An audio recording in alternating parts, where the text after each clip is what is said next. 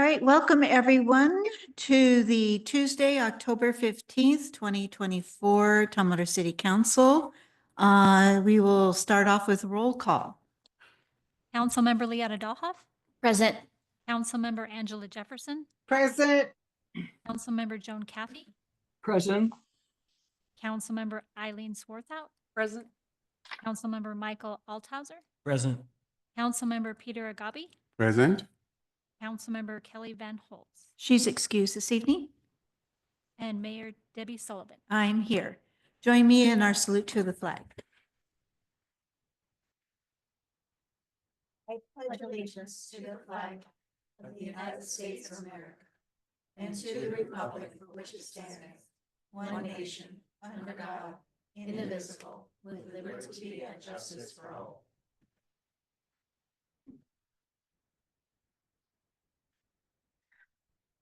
All right, we do not have any special items on the agenda for this evening.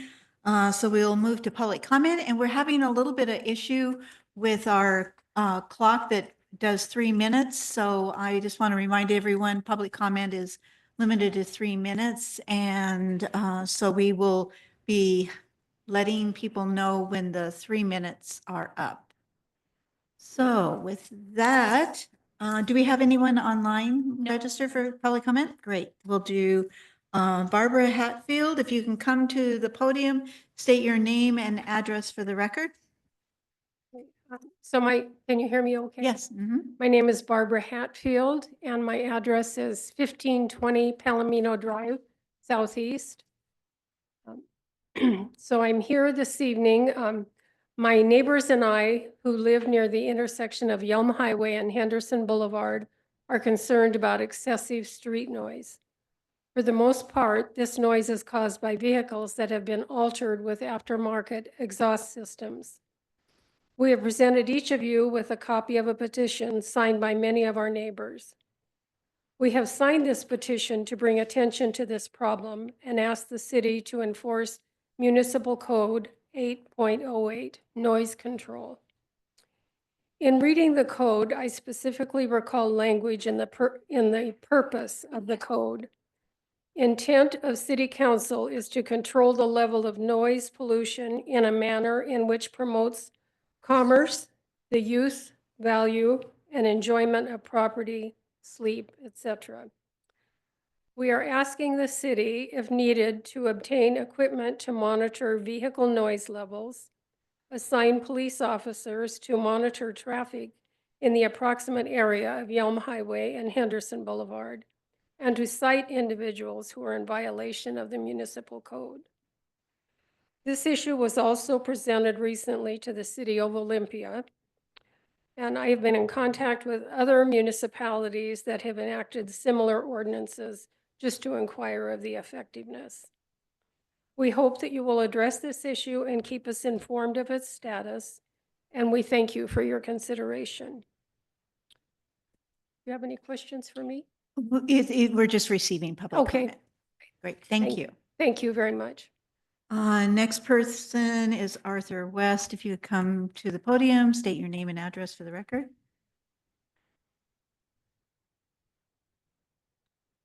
Good evening, members of the And you have 3 Council. minutes. My name's Arthur West. I live at 1826 Berry Street. I have a place at 2814 Sunset Beach Drive.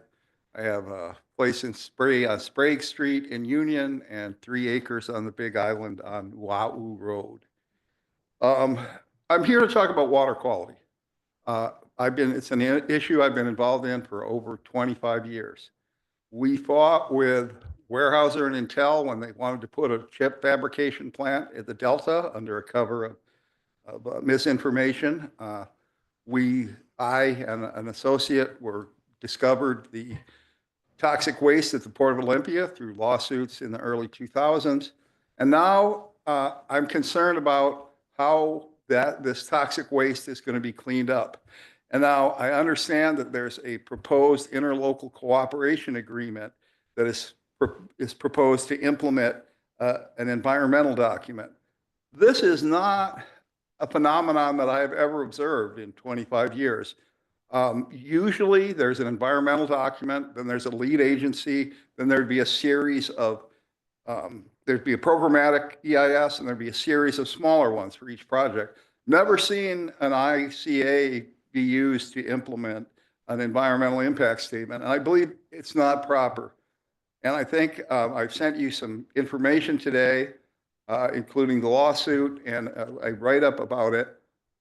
My claim is that this ICA relieves the signing entities of responsibilities that they cannot evade through having an ICA, particularly the Open Public Meetings Act.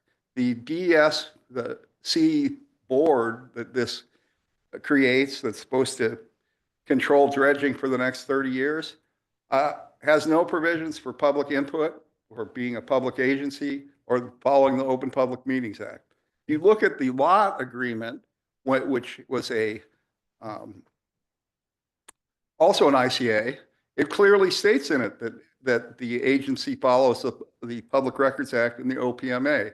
So I'm not sure how lot, having that in its founding thing, can be part of an organization that doesn't, nor the lot signers being bound by that. But the other thing is, this agreement does not provide for a fair review of toxic waste cleanup. It doesn't require the port to remediate the toxic dioxin and other contamination before the dam is breached. That is a very bad, that could cost a lot of money. Also, it presumes that the dredge material from the lake will be suitable for building a boardwalk on. That's nowhere in the testing. So I hope you can reconsider whether or not you sign this and ask for some additions to it. Thank you very much. Thank you. Sorry, we have to do cards this evening. So next is Pamela Hanson. Come to the podium, state name and address. Thank you. Pamela Hanson, Post Office Box 14521, Tumwater.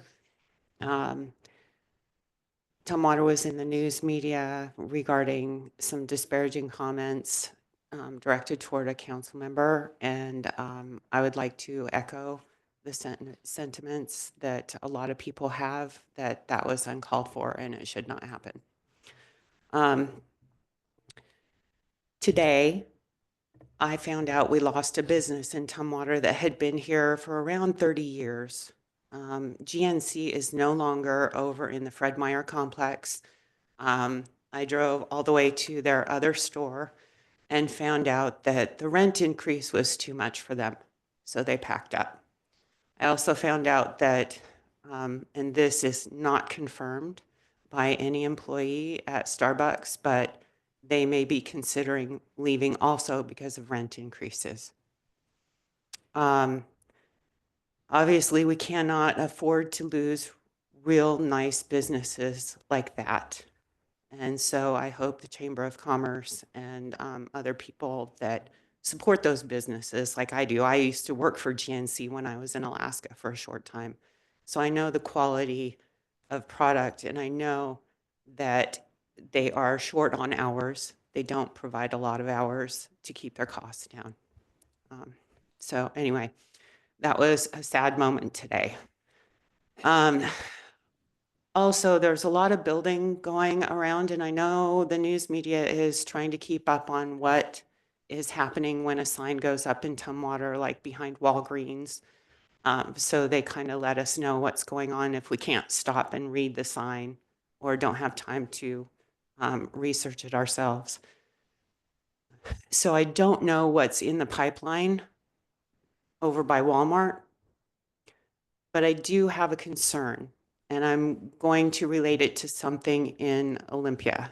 It's over by Albertsons and Spin City, in between there, and at the Boone Ford exit off of I-5. For anybody that's lived here years, we remember the Boone Ford statue. It was this weekend, it was early, and it's an arcade, but it's also a bar. And people that were going to laundry like myself didn't have parking anywhere on that side. it was taken up by that business. There was one couple that parked all the way over in the auto alarm business across the way. It was disruptive. It was loud. It was busy. Not loud to a point of calling law enforcement. I did find out that they not only have the arcade and the bar, but they also throw axes in there. Not just darts, but axes. So my concern is that if a bar is approved in Tumwater, that it really be closely looked at, and also the amount of crowd that it brings in, because as a former licensed security officer, it concerns me about what is going on there and whether it overflows into Tumwater. Thank you. Thank you. Next person on the list is Cindy Cooper.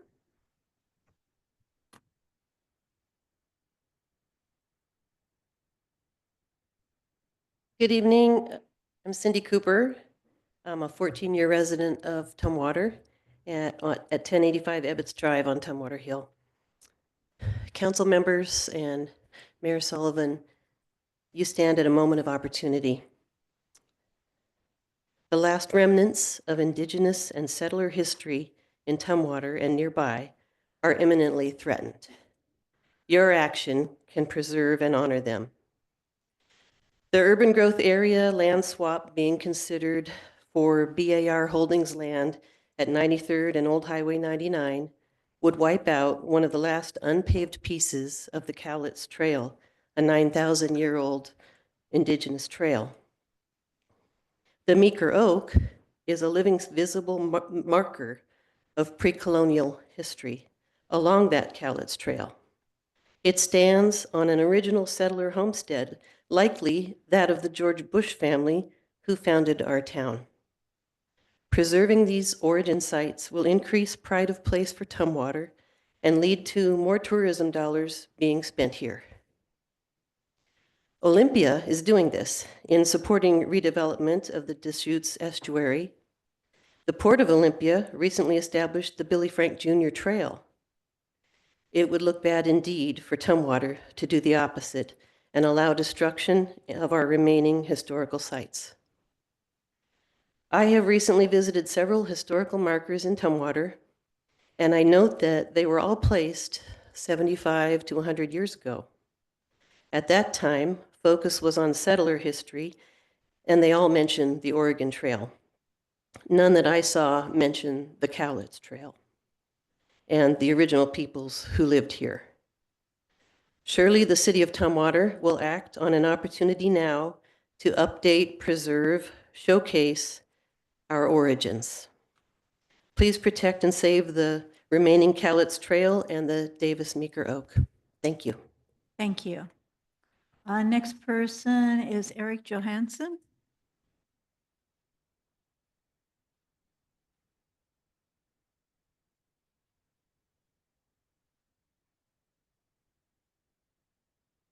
Eric Johansson, 1085 Ebbets, Tumwater Hill.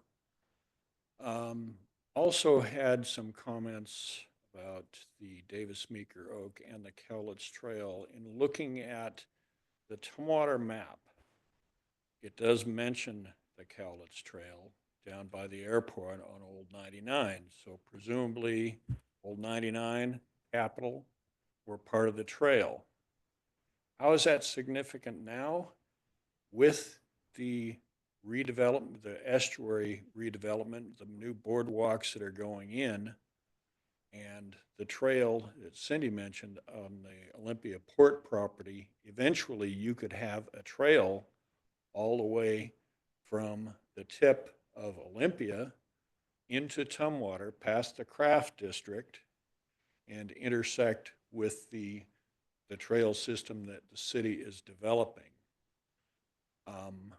There is no marking anywhere in Tumwater, as far as I could tell, on Capitol or on 99 to indicate where it actually intersects with the old Cowlitz Trail. Certainly with all the projects the city is doing right now between transportation and parks, it ought to be possible to do some better labeling. And And maybe when you're developing the bike network or the walking path network for more non-automotive transportation modes, if that could also include the old historic trail where it goes through Tumwater, that would be something that would reflect really favorably on the city. So I'd like to consider that. Thank you. Thank you. All right, those are all the ones that have signed up on the list. Is there anyone else who would want to speak? All right, with that, now we will move to the consent calendar. Do I hear a motion to approve the consent calendar? So moved. I'll second. Okay, it's been moved by Councilmember Althauser, second by Councilmember Swarthout. All those in favor signify by saying aye. Aye. Opposed, nay. All right, motion carries. Now we are to council considerations. The first one is Medic One Advanced Life Support Contract Amendment. And I see that we have Chief Hurley that will be presenting. Great. Thank you, Mayor. Thank you, council members. Following up on our briefing last week, another presentation related to the Medic One contract amendments. Oops, going too fast. All right, just wanted to start off, with a reminder about our history with Medic One. Oh.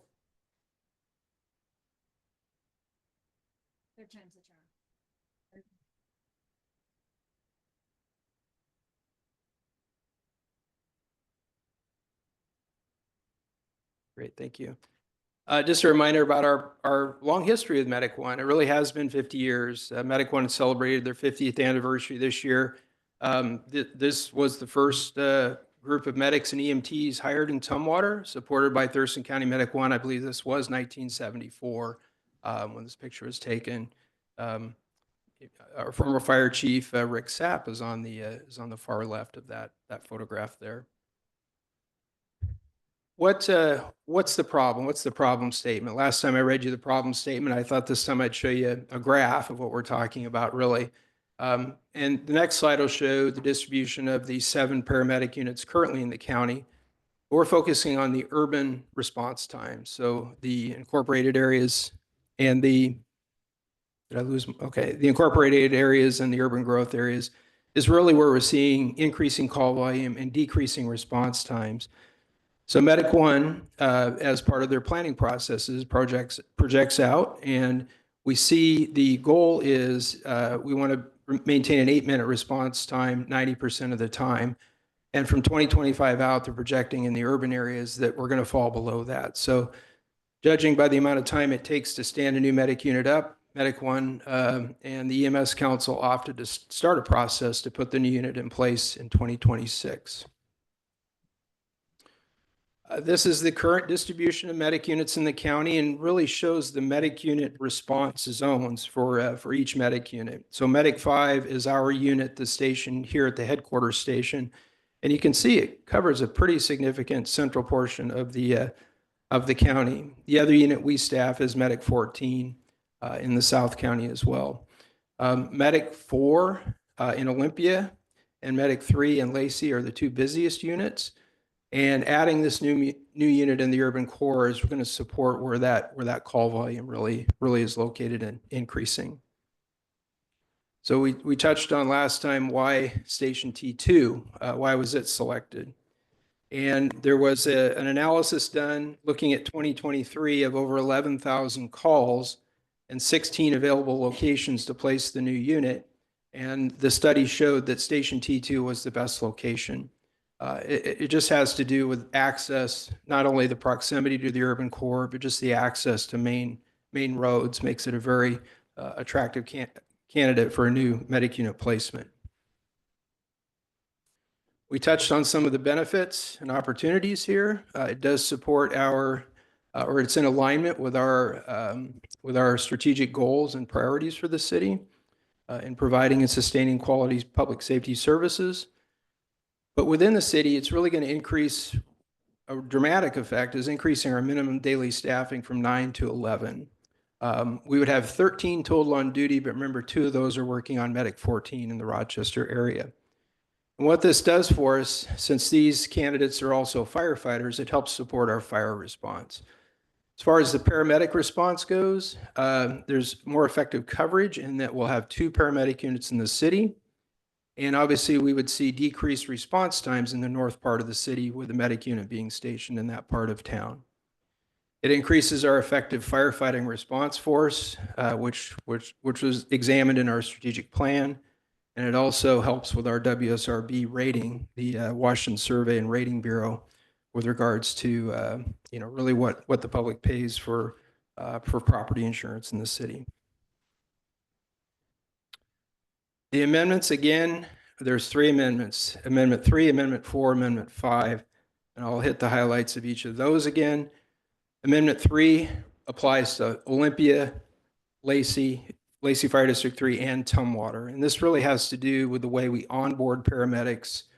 We're going to be putting them through an academy, basically bring them on board, bring them up to speed with, even though they're certified medics, with our protocols in the county, and give the opportunity for the medical program director to work with each of them and ultimately, hopefully, approve them to work as paramedics in the county.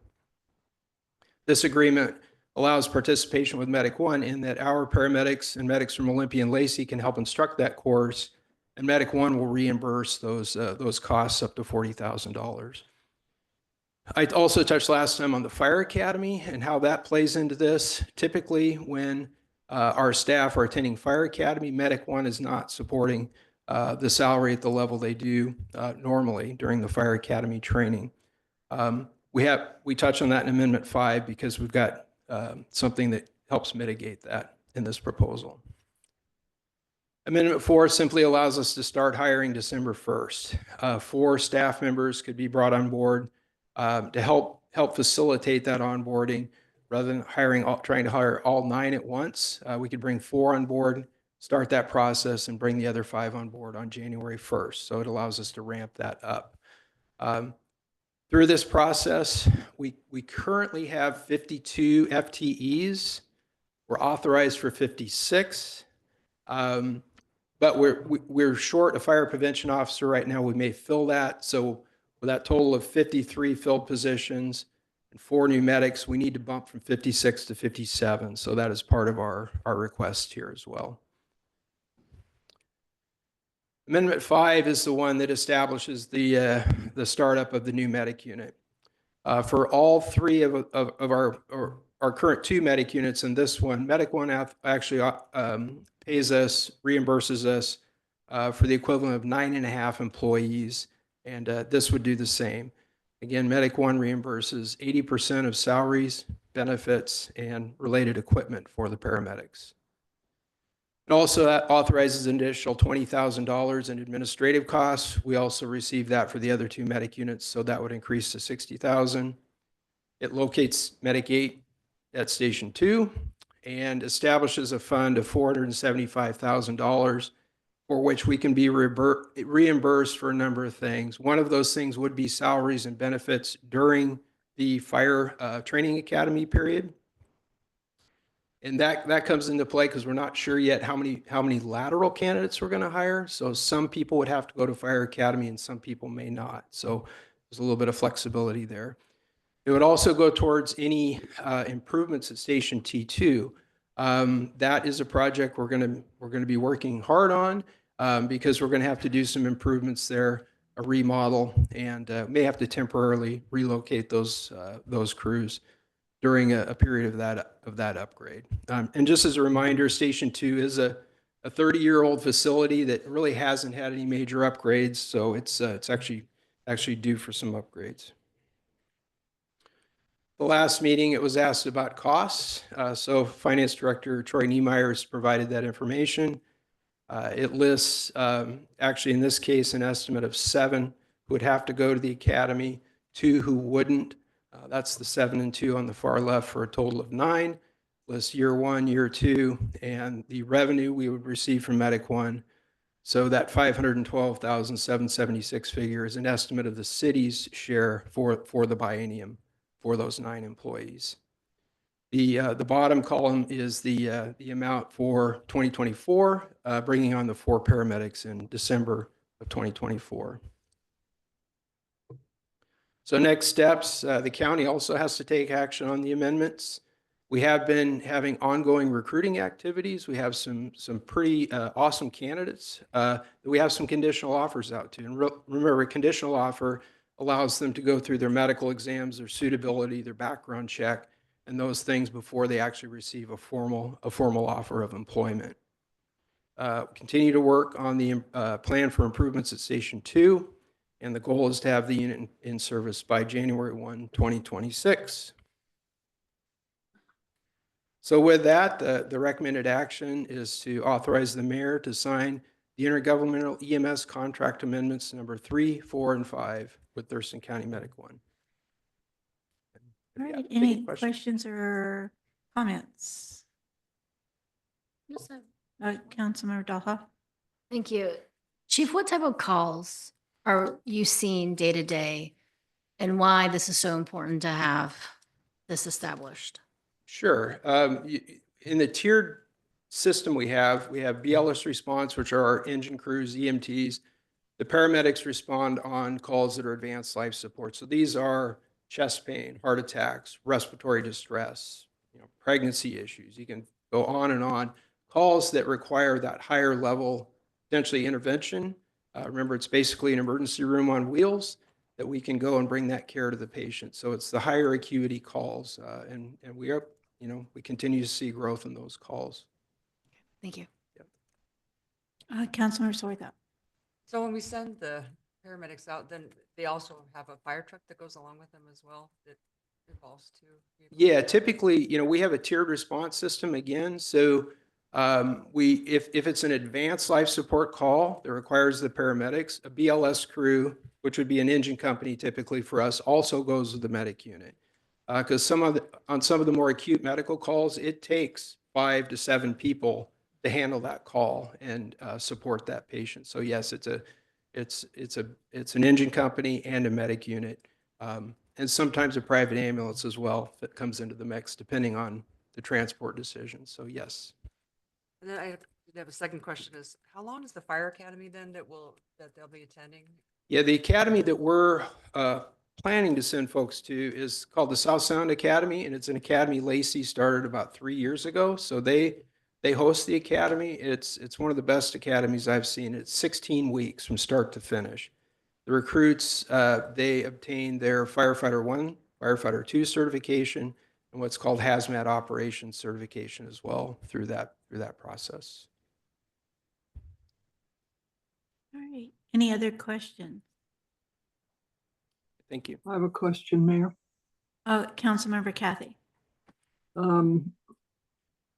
Thanks for this. This is kind of an amazing thing to me, and I just wanted to throw in a little bit of history. In 2007, that sounds like ancient times, when I ran for council office, T2 was closed, and I ran on getting service, so Debbie will remember this too, to the north, to T2, to the North Station. And to now listen to this, 16, 17 years later, is just, it's just amazing. It's about the changes in the city and how we're meeting these changes as we grow and move along. And I'm wholeheartedly going to support this as watching this happen and us have such quality in our fire leadership, and we appreciate this. I do. I appreciate this very much. So I've fulfilled my duties.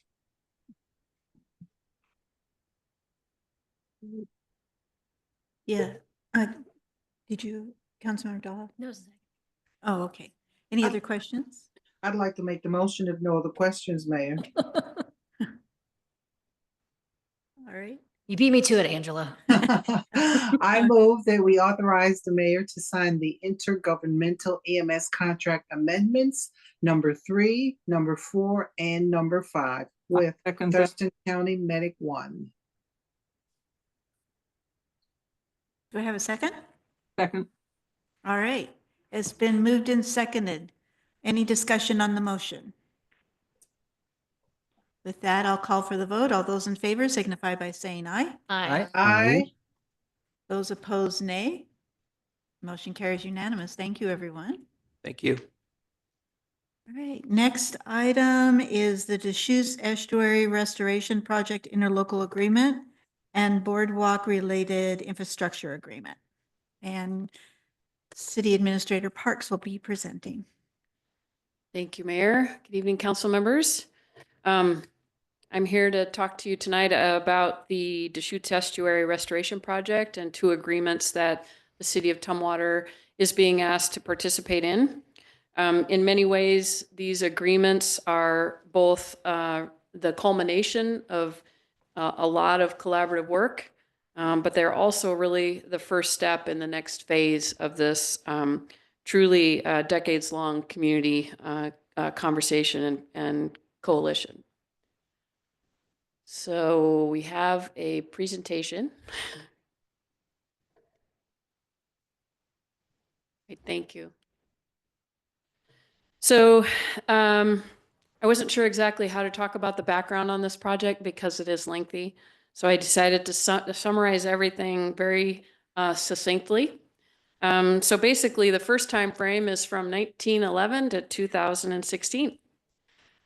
During that period of time, the Capital Campus Plan was first outlined in 1911. The Fifth Avenue Dam was constructed between 1949 and 1951.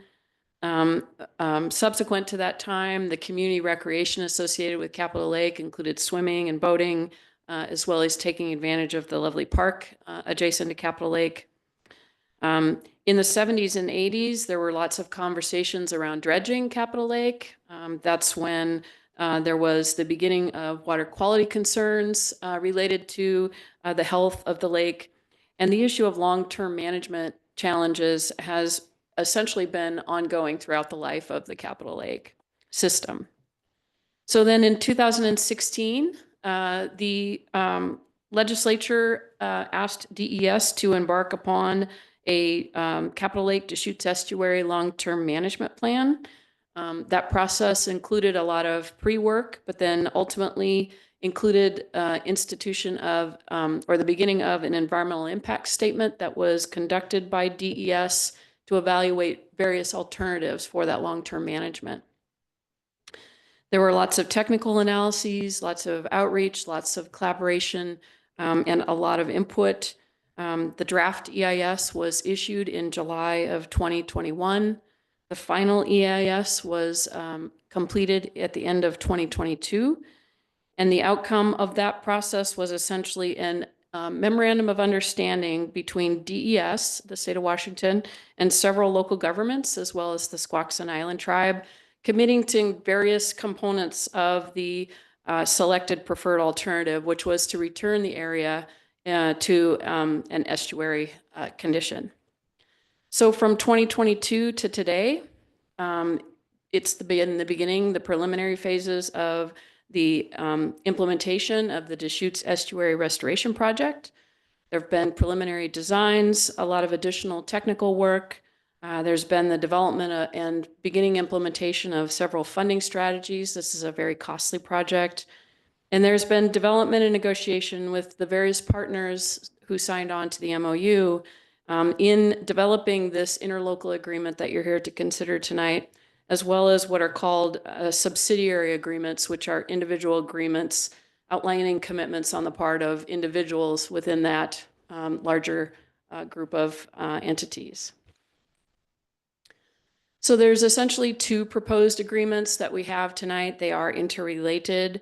The South Basin Boardwalk and related infrastructure agreement would be an agreement between the state of Washington and the city of Tumwater. The Deschutes Estuary Restoration Project Interlocal Agreement is the larger document, the parent document, and it is between the state of Washington, the Squaxin Island tribe, the cities of Olympia and Tumwater, Thurston County, the Port of Olympia, and the Lot Clean Water Alliance. So starting with the City of Tumwater specific project, It is considered a subsidiary agreement, so it is directly dependent upon and interrelated with the interlocal agreement. The term is essentially the same, and it relies, as the interlocal agreement, and the subsidiary agreement relies in part on the provisions of the interlocal agreement, although we did negotiate an independent termination provision in that agreement if that should become necessary. So the basic components of this subsidiary agreement is essentially outlining who does what and when between DES and the City of Tumwater with relation to specifically the improvements that have been identified for the South Basin area of the project. I think Councilmember Althauser has a question. Oh, yes, sorry. Thanks. Sorry to interrupt. That's okay. But since my question is about, this, how fitting. So for the boardwalk design, there's nothing in the agreement that actually requires us to adhere to the design that we've seen thus far, correct? Like that's a rendering of 30% of the design we've seen, but this agreement does not signify that that is the final design, right? That is correct. That's correct. In fact, one of the basic components that's outlined in this agreement is it talks about the collaborative nature of the design moving forward. So we are committing, DES is committing to include the City of Tumwater in the design process from here on out, as it has already. And we are committing to participating wholeheartedly in that process as well. Great, thank you. Construction of the boardwalk facilities will be the responsibility of DES, the state of Washington. Once those boardwalks are built, this agreement contemplates that the City of Tumwater would then take ownership of those facilities, and we would be required to provide ongoing maintenance. The other component of the agreement has several administrative matters. I will say that this agreement contemplates even another agreement. And essentially, it would detail the transfer of the document of the facilities and what would be entailed. Interestingly, Historical Park is actually on property that's owned by DES already. So we have a lease agreement with them for the park itself. So the future agreement will really lay out the specifics of how any kind of a transfer of ownership would happen, what the lease agreement might look like, and those types of things. I would like to point out, once we take responsibility of the boardwalk, we have negotiated in the agreement the ability to be fully responsible for all decisions about its future and how we implement it and move forward with that from that point forward. I have a question, Lisa. Yes.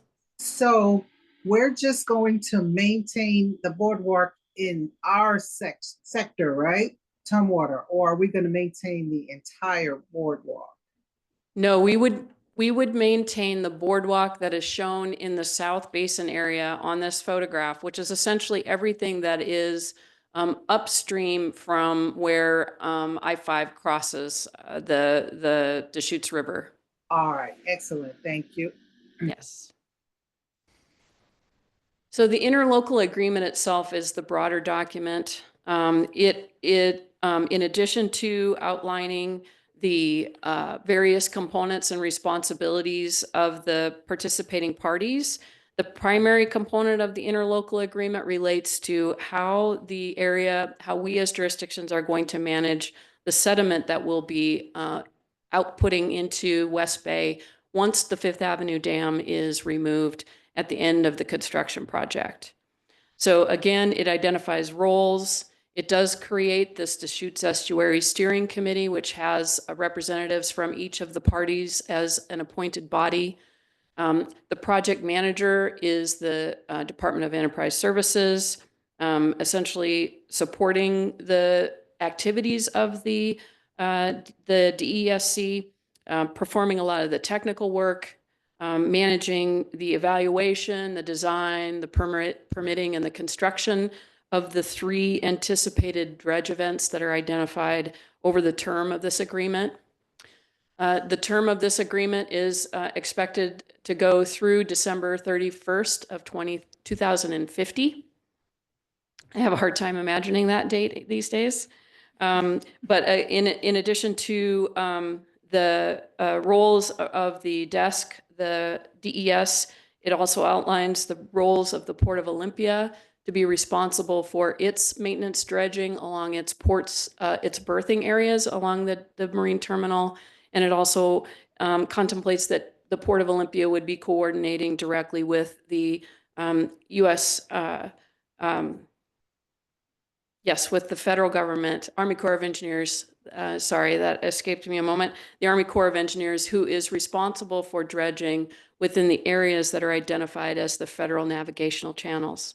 And those are shown in the pink color on this graphic.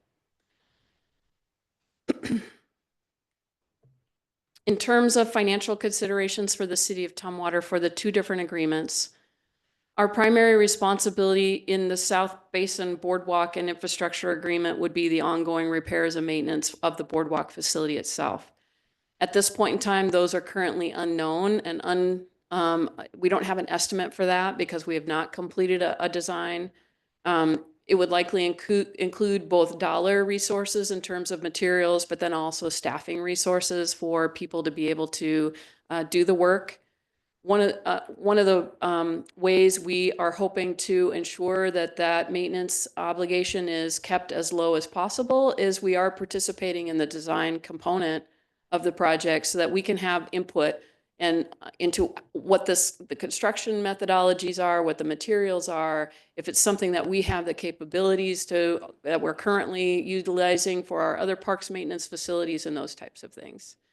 And again, we were able to identify that once the transfer occurred in this agreement, we will have exclusive control upon that transfer.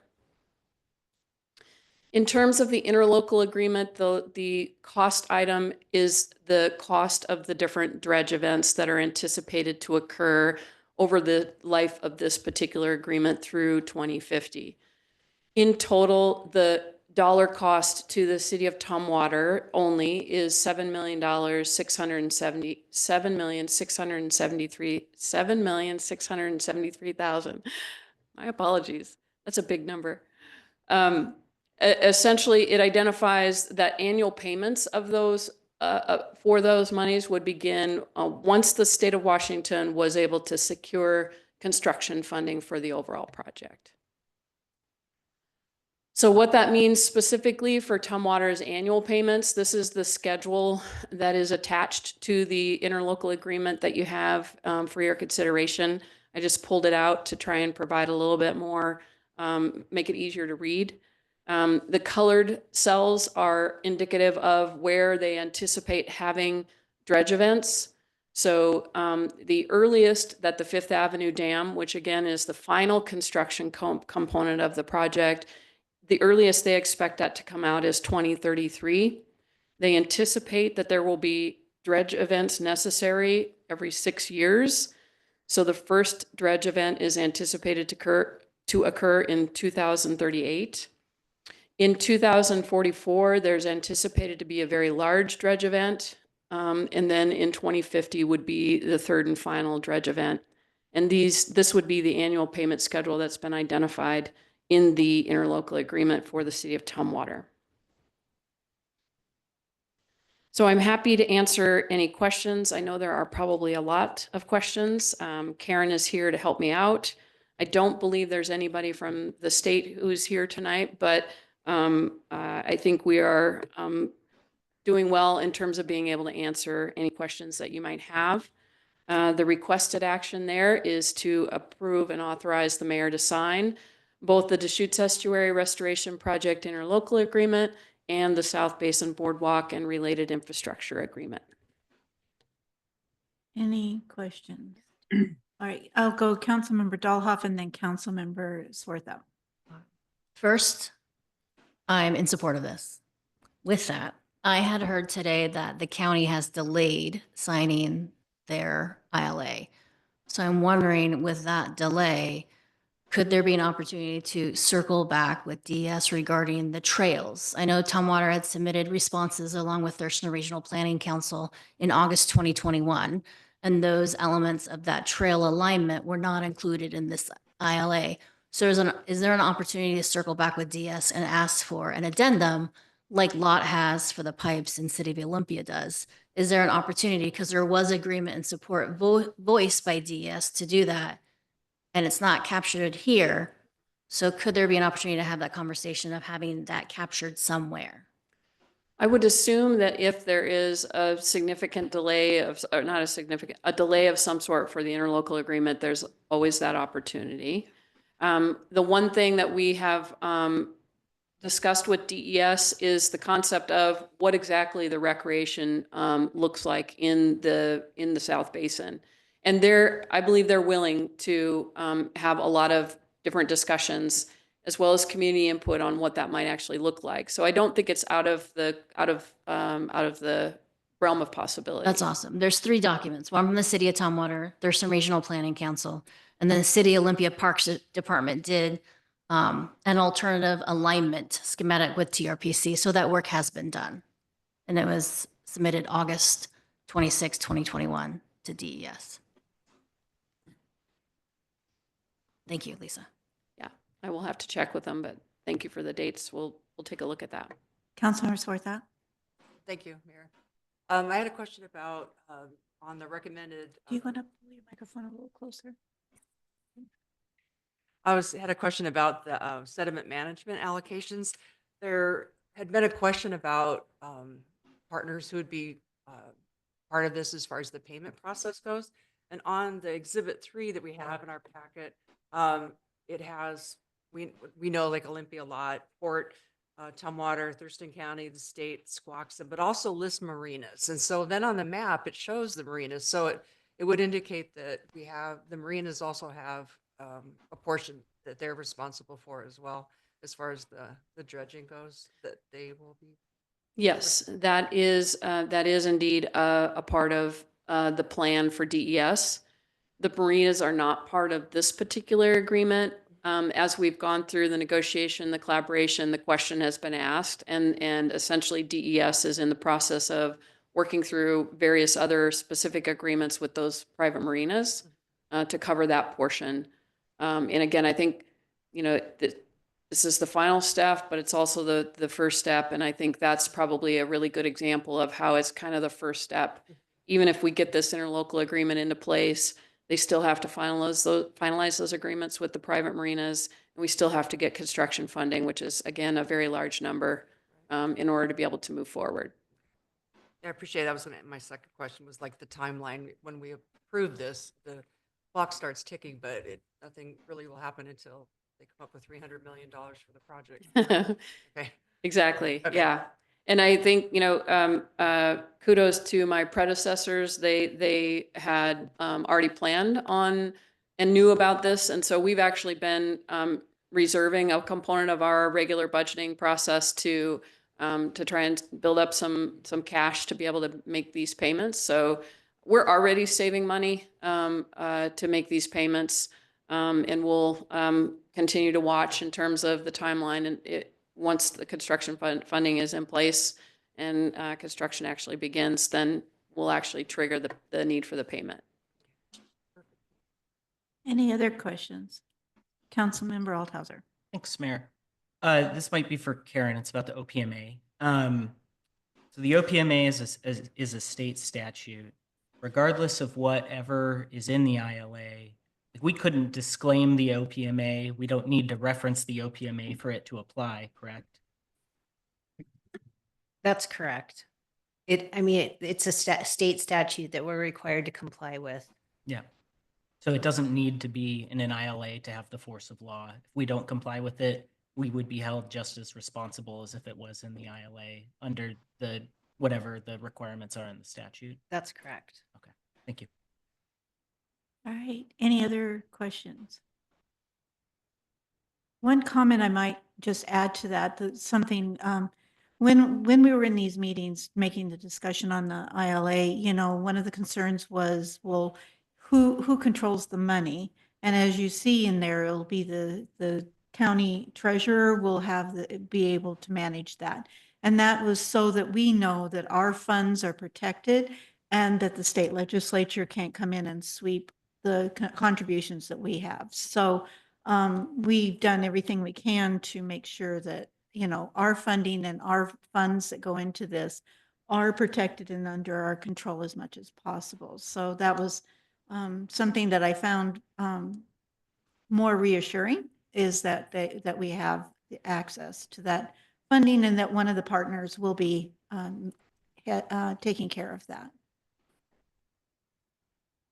So this is. I have a question, Mayor. Yes, go ahead, Councilmember Jefferson. I just want to phrase it correctly, because we had a gentleman come last week speaking to us about asking us to say no. So I understand the importance of teamwork and partnerships. So I'm asking for those individuals who might not be for this, because the dredging is not in Tumwater. So basically, why should we be paying for something that's located outside of Tumwater with our tax money? So what's the importance of this? If we say no, then what? So I will answer the first question, which is, what is the importance? What is the benefit to Tumwater? Yeah. And I believe the answer to that question is that this project is intended to address what I would perceive as being a regional asset. It is intended to address an environmental issue that affects all of us. I believe that moving forward with the restoration of the estuary provides benefits, not just in the specific geography of where the work will happen, but it actually will benefit the entirety of the watershed, particularly when it's viewed in relationship to the work that our stormwater crews, for example, are working on regionally in terms of the Deschutes River watershed areas and restoration projects that are happening upstream. I think anytime there's an opportunity for there to be a larger public benefit, creating an asset that would be a draw for tourism, it would be a demonstration of a collaborative effort to restore an environmental condition to a more natural condition. And I believe there are benefits beyond just the immediate geography of a place. So that's my general belief. I don't know if thank you. Thank you, City Administrator. I just wanted, to have that on record. This way, everyone knows the importance of this. Thank you very much. And I think Councilmember Althauser also has additional information. Yeah, Angela, I want to thank you for bringing that question up. And it feels like we're sort of moving into speech time. So I'm going to hog the mic for a teeny bit. But I want to sort of ground us and really go back to what the vision of this is, when it's done, because that's a long time from now. But it's also the really important core component of this. And this morning I took my dog for a run around the lake, which I do maybe once a week or twice a week if she's being really good. And it was the sun was coming up and there was maybe 3 birds. I saw some seagulls. If you're really lucky, you get to see a heron if you're there at the exact right time. But the wildlife at this lake that's in the center of our community is almost nowhere to be seen. It's stunning, the lack of wildlife and the lack of nature that exists around this lake. And once this project is actually done, the habitat is actually restored. I am so personally excited to be able to see what will grow there, just in plants, in animals, in community, everything. I think it will be an amazing asset when we get there. And Angela, I've had a lot of neighbors sort of ask, why is Tumwater at the table for this? It's down the road from us. It's not exactly in our backyard, but that's what someone said to me at the gym the other day. And I was like, well, it kind of is in our backyard. It literally is our backyard. The project area comes down into our city. Our city was founded on the Deschutes, which runs through the heart of our city and often is described as the heart of our city. And it's sick. It's not a healthy river.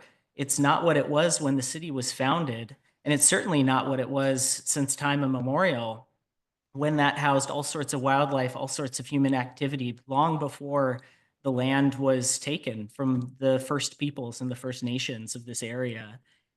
And I think, like, in terms of why it's important for Tumwater to be part of the conversation, like, we will receive a direct economic impact from this in the form of the boardwalks. And I agree with Councilmember Dahlhoff that I have some reservations around the current renderings of what they look like. Personally, I think if they connected to make a trail to the Karen Fraser Woodland Trail, that would be like a much more strategically purposeful asset if it helped to connect the regional trail system. I think that would be a really dramatic improvement and could be like a total game changer. But we already have like the busiest park in the county in Tumwater Historical, and now we're going to improve upon it. And we also have like tremendous indirect economic impacts. I mean, we're talking about like a $300 million project happening right next door. That's going to be tons of jobs for Tumwater residents. It's going to be tons of economic activity within the city. And it's also going to be tons of tourism dollars once it's actually completed. Like, the prospect of signing up for an agreement that binds us to spend $7.6 million over the next 30 years is daunting. Like, that's a lot of money, especially for us. But it's also something that I think will pay dividends down the road for a long time. And I think there's also like an element of fairness here for our responsibility to participate in the dredging. Like, a lot of that dirt in the lake is our dirt, right? Like the river runs through our city. The sediment from the portions of the river in our city get deposited downtown. If we remove the dam, I think it would just be irresponsible of us to just wash our hands and say, well, the dirt left our jurisdiction, so it's not our responsibility to clean it up anymore. Especially when maybe there's still oil in there from when there was an oil spill at the brewery. Like, who knows? There's definitely, like, we have dirt on our hands that have come from our city that are down there in the lake and that would be in the estuary. So I think we do have a responsibility to participate in that sense. Thank you. Oh, thanks. Thank you, Councilmember Althouse. Oh, sorry. Wrap it up. Oh, okay. I was going to talk about the OPMA, but I think we already covered that. Okay. All right. Anything else? No, well, I was going to mention that yesterday was Indigenous Peoples Day. Yes. And it's not lost on me that we're having this discussion here right now, the day after that celebration. And that the one party that doesn't have to pay in this agreement is the party who the dam was foisted upon to begin with. And I think that's a very fitting social justice aspect to the project as well.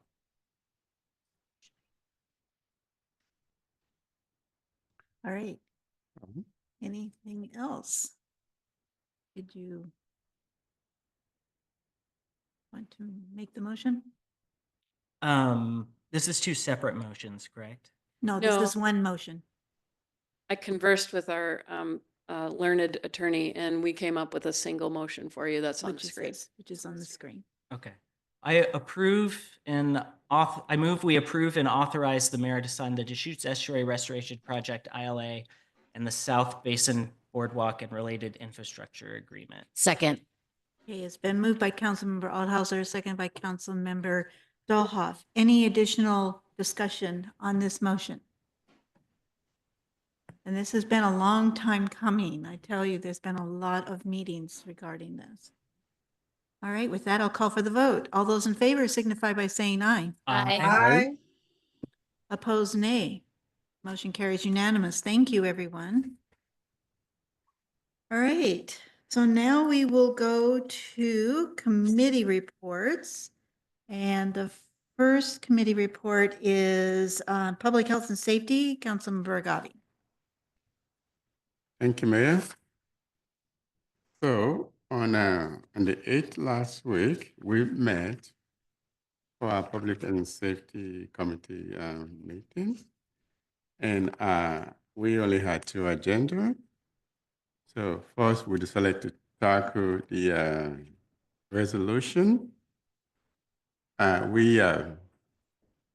So by background information, the resolution stems from an incident that happened 2 weeks, I believe 2 weeks prior to when we attempted to adopt or approve a resolution. And that was because Councilmember Dahoff had reported that on a Sunday afternoon, while she was somewhere here in town with us, someone had yelled a racial epithet at her.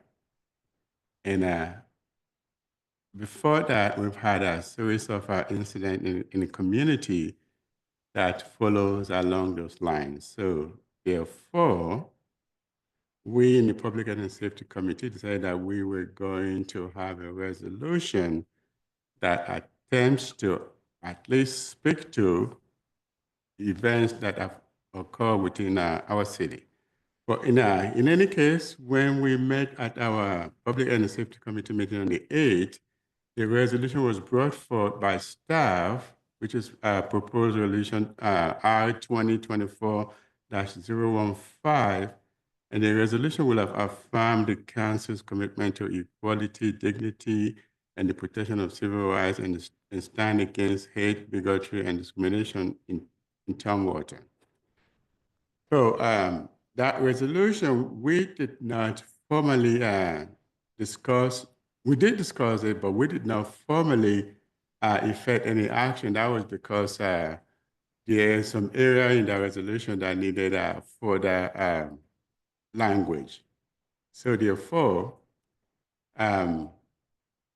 one of our committee members is going to work with staff to address those particular areas that needed additional language and then bring that back to our committee next meeting, which will be next month, November. And hopefully at that, at our November meeting, if the language of the draft resolution is agreeable to all three council members, we would then vote on that and then pass it on to the full council for discussion. So that was one of the items. And the second item was a crisis response update presentation that was given to us. And this particular topic proved to be a very lively discussion because he addresses, it provides discussion about behavioral health within Thurston County. While it was a very, very robust discussion, I beg your pardon that I didn't exactly capture the summary because it was very, very extensive. But one of the key summaries from that discussion is the ability, the person who provided the discussion, his name is not coming to me right now. Yeah, Joe Avalos was very, very, very knowledgeable about the type of resources we have within Thurston County. And then we talked about mostly how that is specific to Tumwater. I currently work for the state of Washington in the area of approving healthcare facilities within the state. So behavioral health facility is one of those areas that the state actually vigorously enforce in terms of compliance. And I know that within Thurston County, I was of the opinion that we don't have enough behavioral health bed within Thurston County because that's what we've been told by many providers. But Joe Avalon was able to dissuade me of my of what I've been told, that is not true. That indeed we do have we have more than enough bed within Thurston County. So therefore, if we have additional bed within Thurston County, and then the question then is, what do we do with some of our houseless population that have a comorbidity relating to behavioral health? So that is a discussion that I think somewhere down the road, we are all going to be engaging. So that's my spiel. Great, thank you. General Government Committee, Councilmember Althauser. Thanks, Mayor. We met on October 9th and we continued our discussion of the 2025 comprehensive plan. we discussed our updated housing allocation and land capacity analysis. So it was all about housing, housing, housing. It was a really, really good session. I'd encourage everyone to check it out. There's a lot of great data out there about what the future of housing looks like for our city. Thank you. Public Works Committee, Councilmember Swarthout. Thank you, Mayor. 3 of the items that were on the consent calendar were discussed at the last Public Works meeting that we had on October 3rd. We will be having our next Public Works meeting on Thursday, October 17th at 8 a.m. And we'll be discussing the 93rd Avenue Interchange Study Consultant Agreement with Shea, Carr, and Jewel Incorporated. And also the resolution R 2024-017, the 2025 fee schedule from the Finance Department. So see you at 8. Great, thank you. Budget and Finance has not had a meeting, but we will be talking a lot about budgets in the next few weeks. So as we do our biennium budget.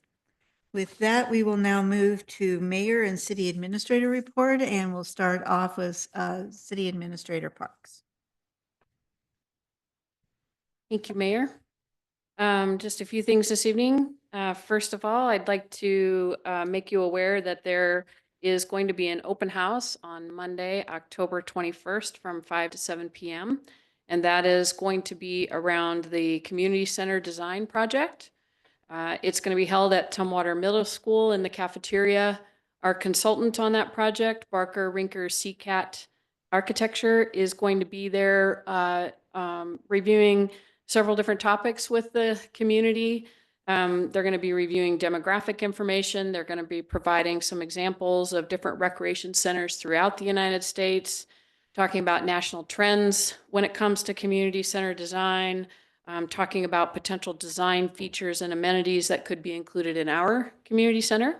So again, that's Monday, October 21st from 5 to 7 p.m. at the Tumwater Middle School cafeteria. This last weekend on Saturday, our police department sponsored what we called a Citizens Academy Light, which I understand was a single day event as opposed to being in the past. Citizens Academy occurred over several different days. The reports are that it was a small crowd, but it was very engaged. There were lots of great conversations and interactions. And it really is a great way that that our community is interacting with and communicating with our police department. So that was viewed as a success by our law enforcement group. Next, I wanted to report that there was tree risk assessment data gathering happening last Friday at the Davis Meeker Gary Oak Tree. Todd Prager and Associates was out there. They performed a variety of assessments on the tree.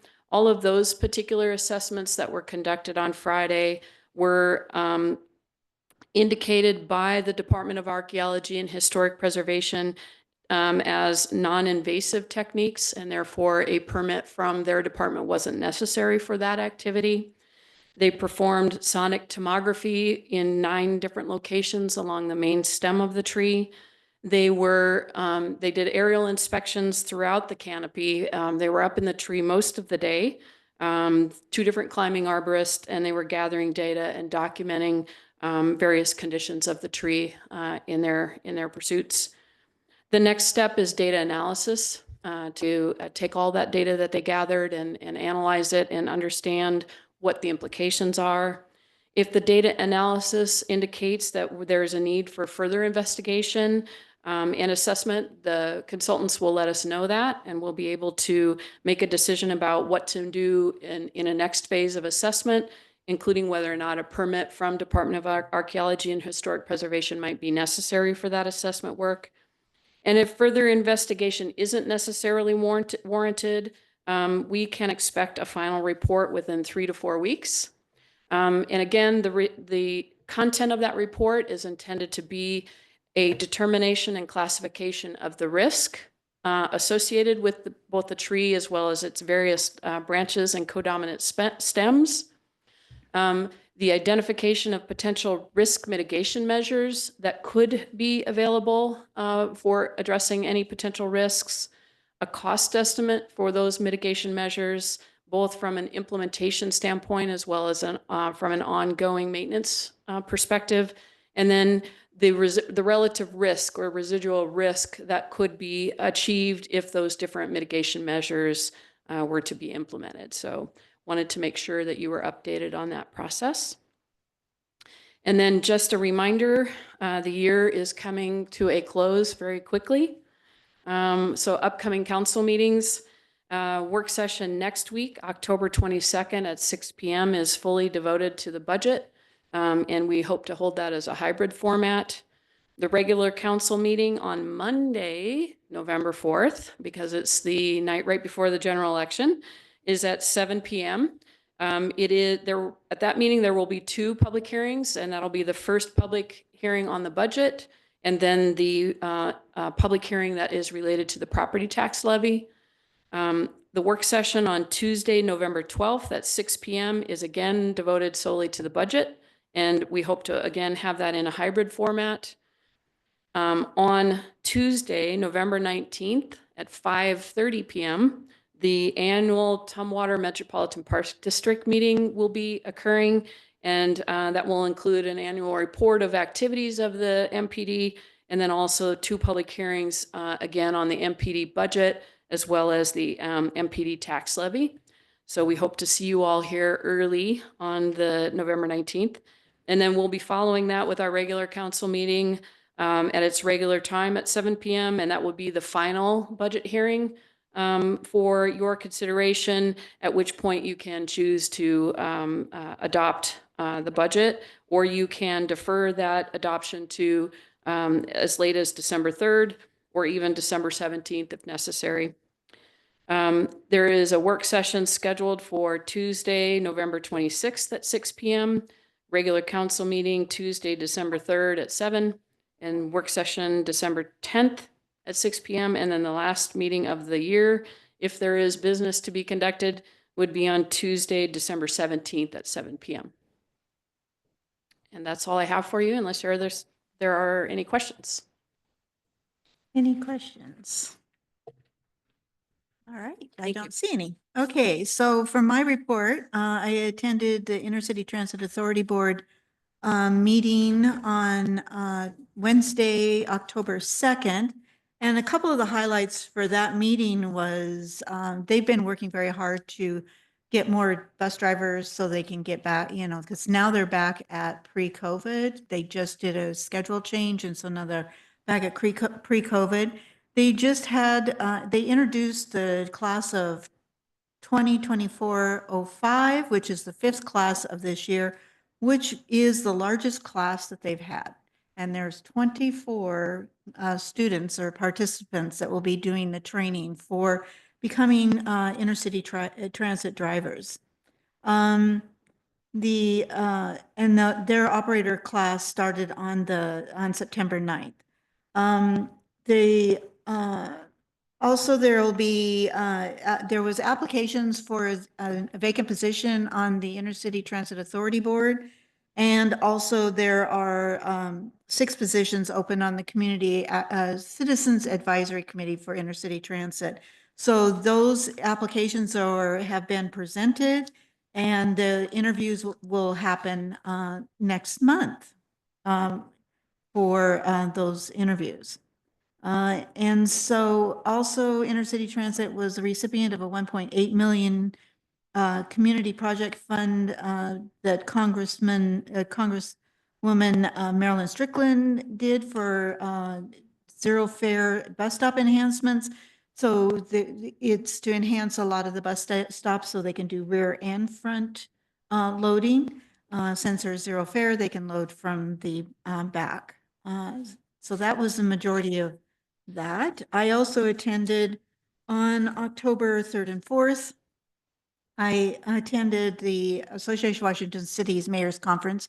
That's a biannual or a semi-annual event, and where a lot of the mayors get together. It's very interesting and very helpful when you see some of the common issues and you can discuss those issues with other communities and other cities. It just brings great awareness and also helps to make sure you're not the only one experiencing certain things is very helpful. And then I wanted to give a shout out. I got a text yesterday from the chairman of the Chehalis tribe. And he wanted to pass along, which I'm going to do publicly, to thank our police department. They had a smash and grab at Thunder Cannabis on 93rd. And those, the robbery suspects ended up coming into Tumwater where they crashed. And the chairman was so thankful. And I know that there was a multi-jurisdiction response to this, but he was so thankful for our police officers and how they responded. All 5 of the suspects were apprehended, and they were all juveniles, and they all were in a stolen vehicle from Tacoma. So they really wanted to appreciate and say thank you to our police department. So much of what they do, we don't hear about. And so it's always great when another community leader reaches out and especially lets me know that how much they appreciate their help. So with that, I will turn it over to council reports. So I will start in Zoom land. So Council Member Jefferson, do you want to start? Yes, Madam Mayor. Today I attended a meeting for Olympia and Beyond. And discussion topics was, we talked about the City of Olympia's minimum wage conversation, since we have a lot of business owners on the board. They just wanted to know a little bit about it. So we got a quick briefing on it. And they were happy to know more about that. The annual sports award is November 7th at SPSCC. Ticket sales are open and it's from 5 p.m. to 7 p.m. We talked about the destination master plan. Task force meetings will convene quarterly starting in January. On the 11th of October, T-Hope's coalition met. Update, ESD gave an update. They are now responsible for 5 coalitions. So they went from 3 to 5, which is a good thing because they're getting quite good at managing it. On the other end, we have a new coalition leader, Allison, her name is, and we haven't had one for a year. So I had some concerns about that. I'm going to talk more about that later on. We participated in the cleanup event, and we gave out 6 lock boxes for medication and collected 135 pounds of medication. One important thing is we discussed a proposal to partner with the health department and ESD for the Friends for Life campaign to conduct trainings like the training that we had several weeks ago on naloxone. And it's basically to teach caregivers and adults about using opioids and educate people about overdose. So we want this everywhere. The target is going to be parents and friends. So we want this information to also go out in Spanish because we want our Latino and our Hispanic parents to come along and get this education. So we voted to partner with the health department to conduct the training. My concern was I'd like it to be well planned, well advertised, good coordination and communication with the schools to inform our target audience. And finally, my last report is on the 10 October chili cook-off. I wanted to win very badly. I cooked my chili for 24 hours. I didn't use canned anything. I made my own black beans and I was beat. I was the biggest loser and I was so disappointed because I wanted that necklace. And the gentleman with the brisket chili, which was quite good, everyone was just running to his chili. Everyone ate up his chili and mine was half gone. So I just left demoralized and I'm going to win next year. That is my report. Thank you, Councilmember Jefferson. Councilmember Kathy. Angela, if you brought your chili probably before a council meeting or at a work session or something, I bet there wouldn't be any left. Oh, just a thought.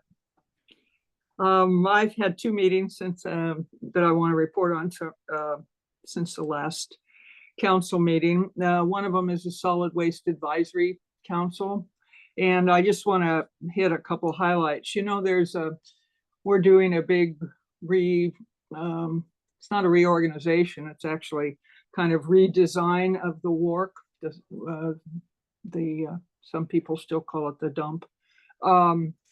And so that's a very big deal. And the work on that is extensive. And one of the things in the midst of it is a piece of land that is not being used. We're working on and coming close to having what do I want to call it? Oh God, my mind just went blank. A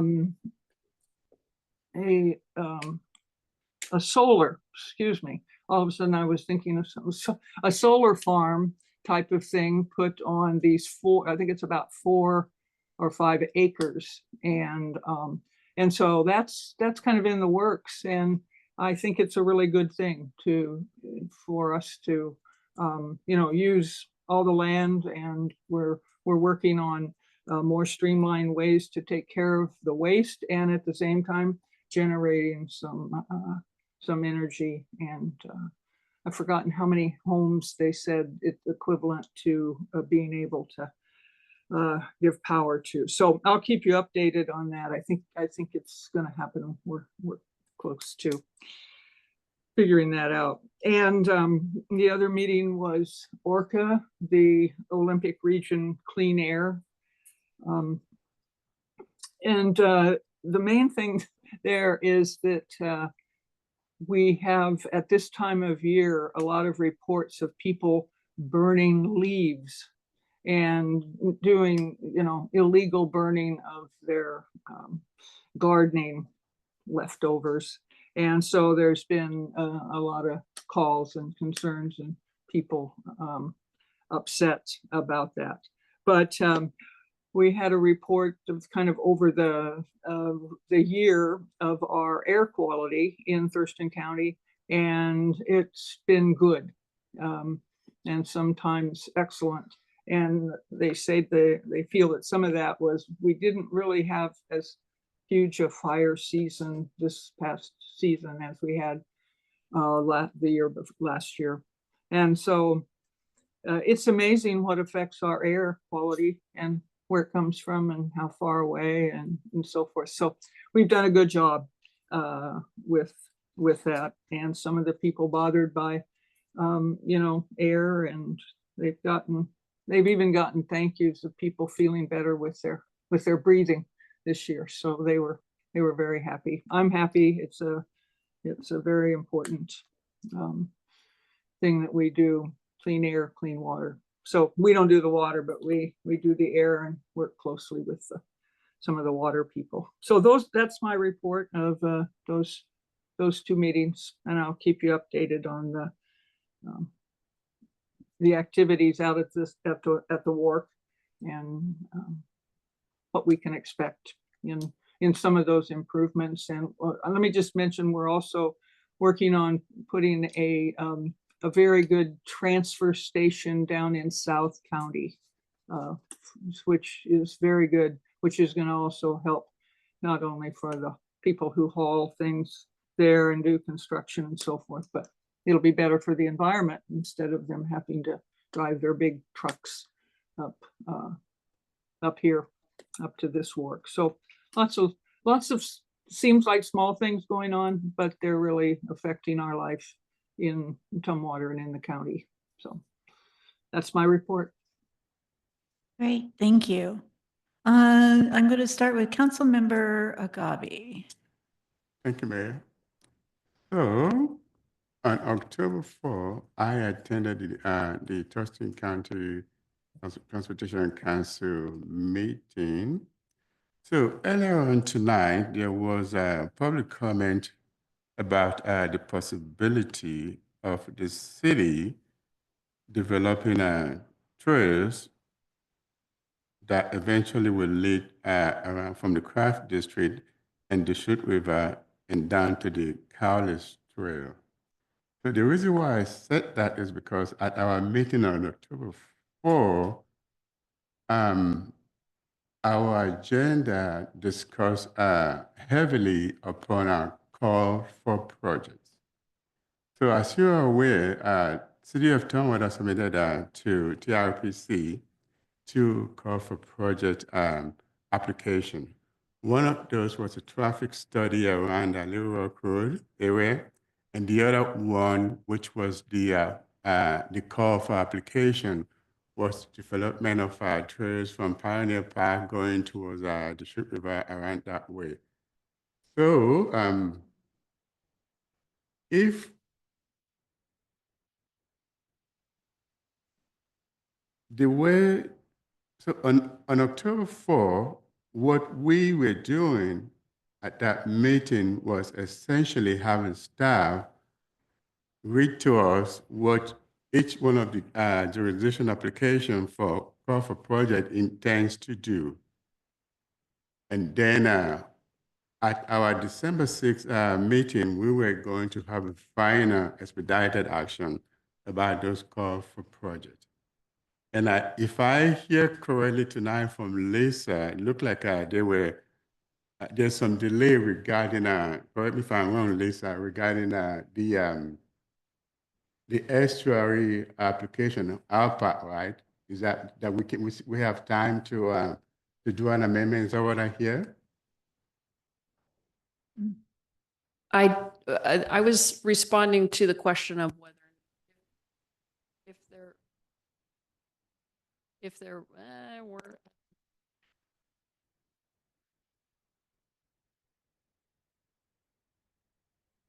My response was to the question that Councilmember Dahlhoff had about if Thurston County were to delay their signing of the interlocal agreement, would that give us time to discuss and negotiate utilizing some previously prepared documents, trail alignments within the South Basin area?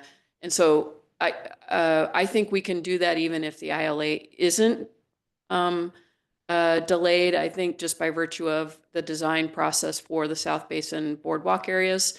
But I don't know that there's a specific timeline for delay. I think the goal of DES was to have the interlocal agreement signed before the end of the year. Okay, all right. So I don't know how this will work out, but on December 6th is when that process continues for the call for project. And I don't know, maybe when we get there, we'll get there. So that is, thank you, Lisa. So that is one of my reports. Going down what was discussed at that meeting. So at that meeting, our executive director, Mark Daly, reviewed suggested changes to membership fees as it relates to technology fees that would help manage the fund balance and support agency required information technology infrastructure. And then for the 2025 legislative priorities, staff provided a recommendation to us based along the priorities for the region to take to state legislature for the 2025 session and ask us to take up those recommendations, which we're currently debating. And then if you are up and about, this is the month of October, and October is Halloween month. If you are up to it, if you go to the town of Bukoda, called Bukoda. They also have spectacular haunted house event, and it's full of fun, I'm told. Yeah. So that is one of that. And then my second meeting was yesterday, and that was for joint animal committee. So that was a very, very, very long meeting. And it was mostly about budgeting. So summary of our meeting is that Tomwater is going to have to pay more in terms of jurisdictional assessment. And the mathematical formula that I was able to glimpse is it's going to be between 16 and 19% more than we paid before, and that will put us short of $200,000. So that's what I got. All right, thank you. We'll have to put that in the budget. All right, Councilmember Doha. Thank you, Mayor. I've had 7 meetings. The highlights is Thurston County Opioid Response Task Force. They're working on the 2025 Opioid Response Plan revision, implementation, and engagement. And I'm hoping that our fire, and I saw Commander Mason in the hallway, and police have an opportunity to review that. And I'm wondering, in past occurrences, have other jurisdictions, responders, reviewed the goal for like opioid response, because you're going to calls. And so I'm wondering, is there an opportunity to have you review? I'm going to say that's a yes. I feel like that's a yes. I just feel like there's an opportunity, if we're developing goals, that we should go to the people who are experiencing one lens to add to that conversation. So thank you in advance for agreeing. I will make sure to forward it on. LOT, Clean Water Alliance, Lacey Olympia, Tumwater, Thurston County, met last week, and we also signed the ILA for the Deschutes. So super exciting. And Olympia has signed. I think the port has signed. So we're getting there. So that's exciting. And I wanted to add a little bit of context to Councilmember Agabi's public health and safety meeting. I just want to be clear that it wasn't about one incident that happened to a council member, that it's an overall conversation of things staff and council have been talking about for a long time. And I liken it to the Tumwater way, right? So the culture that we have in Tumwater. And I feel part of the values that have shaped me being raised here is neighborliness. And what does that look like?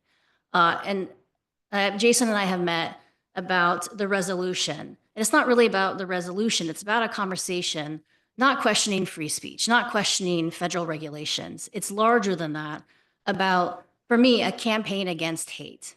It's like, that doesn't align with neighborliness. It just doesn't. So it's not about what one thing happened to a council member. And if that's what spurred this, that's also sad. And that's also a discussion, continued discussion. It's a larger thing about, on our website, we have people, right? The acronym, people, excellence, opportunity, partnership, learning the environment. If we really care about people, that means all people who live, work, play, and visit Tumwater. And so it's not about a piece of paper and a resolution. And I appreciate that conversation. It's a larger issue about hate, and that we just don't tolerate that here in Tumwater. We just don't. So thank you, Peter, for taking the lead on that. That's it. Okay. Thank you. Councilmember Althauser. Thank you, Mayor. The Regional Housing Council has not met, but we will be meeting a week from tomorrow. So I will have a report at our next council meeting. Thank you. Councilmember Swarthout. Oh, thank you, Mayor. It sounds like Councilmember Agabi and I went to the same meeting. So I went to the TRPC meeting, was held later that morning, and we had talked about the same things as you talked about. And so the one thing I did want to mention was that it's a federal grant that the city of Tumwater's up for. It's the Deschutes Valley Trail Segment C. So it's that piece. We have state funding, I believe, for another part of it. So we're like cobbling things together to get that done. So that's the Deschutes Valley Trail. And so that was my official meeting. And then I too ended up attending the chili cook-off because I got a 911 call from Councilmember Jefferson to drop off her chili. And so I have a feeling the reason she didn't win was because of product placement. So I think if you had been, we had able to put you up front, because the guy that won was the one that was up front. So, and you were kind of at the back of the line. So I'm just saying, you had really great chili. And it was really a fun event. I'd never been to a senior event before, so it was really fun. And I'm a senior. And so anyway, it was fun. Enjoyed talking with people, and they had a lot of good questions and stuff. So I can see that it was a great event for them to be able to just get together, eat and chat. So so that was fun. And then also did the cleanup drop-off event, which was hilarious, and we had a lot of fun. And the weather held, and yeah, I appreciate that. And then the other thing I wanted to bring up, I saw Daughters of American Revolution are doing a Talking Headstones tour Yeah. on Saturday at noon at the At cemetery. yeah, the cemetery at Yeah, Pioneer so I Cemetery. just want- And I'm actually speaking, and I'm actually a member of DARs, Oh, Sacagawea chapter. So, So yeah. it looks like fun. So Yeah. there. So just since you brought it up, that is our historic cemetery that's off Little Rock Road. And George Bush and a lot of the pioneers are buried there, and those headstones are very old. A lot of them have a lot of issues. They were specially trained in how to clean them, and it is amazing what they look like now. I mean, this is not something you go take a power washer out there and do. It's with little brushes, specific chemicals, specific processes of doing it, and it takes a lot of volunteer time to do that. So I appreciate it, and it's Saturday, and I believe it's either 11:30 or 12 o'clock. It's 12 to 2:30. 12 to 2:30. And so, yeah, so it'll be great, and people will be able to see the restored headstones, and there's a lot, and it's just very historic because the Bush family, the Simmons family, there's a whole bunch of the early pioneers that are buried in that cemetery. So anyway, thanks for bringing that up. All right, if there's nothing else, we are adjourned for the evening. Thank you very much.